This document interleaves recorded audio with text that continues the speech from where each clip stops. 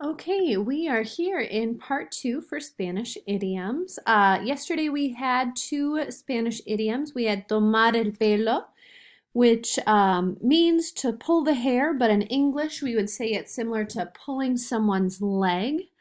And the next one we had was ser pan comido, and that translates to be eaten bread, but in English we would use the idiom similar to say something is a piece of cake. All right, our next idiom that we have is estar más sano que una perra. Estar más sano que una perra translates to be more healthy than a pear. You use this saying when someone is really healthy. This is similar to the English idiom to be as fit as a fiddle. So, estar más sano que una pera. Mi abuela tiene 85 años, pero está más sana que una perra. Pera. My grandmother is 85, but she is as fit as a fiddle.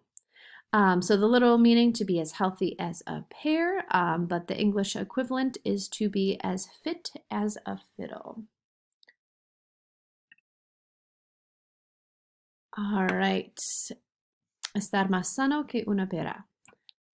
We have Irene, and she is going to say a situation where you could use this idiom.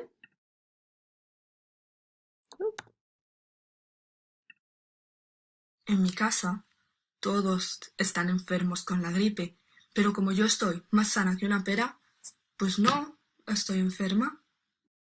Bueno, en mi casa todos están enfermos con la gripe, pero como yo estoy más sana que una pera, pues no estoy enferma. So she's saying in my house, everyone is sick with the flu, but I am as fit as a fiddle, so I am not sick. So, our next idiom, we have echar agua al mar. Echar agua al mar translates to throw water into the sea. You use this saying when you think something is pointless. There's kind of a couple different idioms in English that I think would maybe fit. It depends on the situation. Similar to the sayings bite off more than you can chew. So that English saying would be something like you take on a project that's too big, a project that's too much for you to handle.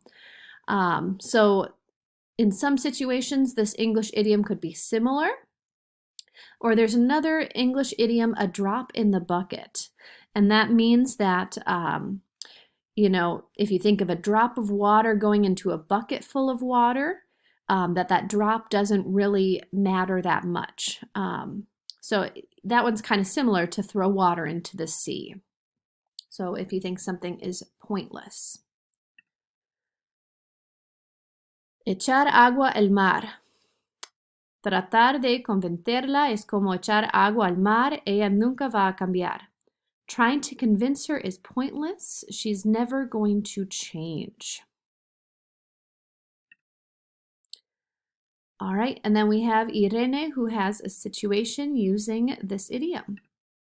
Tengo una amiga a la que intentar convencerla de algo es imposible. Es como echar agua al mar.